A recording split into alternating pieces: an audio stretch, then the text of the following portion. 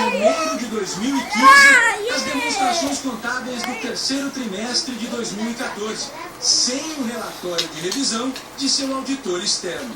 Para especialistas do mercado financeiro, a falta da auditoria compromete a credibilidade do balanço. A única fonte de opinião é a empresa que o emitiu.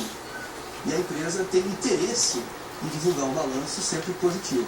As denúncias da Operação Lava Jato têm impacto direto na divulgação dos resultados. Diante do que foi revelado, agora é difícil saber o quanto o patrimônio da empresa foi comprometido pelas propinas e quanto ele vale realmente. A presidente da companhia, Graça Foster, explicou recentemente que as denúncias interferem na revisão dos números, porque os prejuízos descobertos nas investigações agora também entram na conta. Para divulgar o balanço só em janeiro, a Petrobras teve de negociar com credores.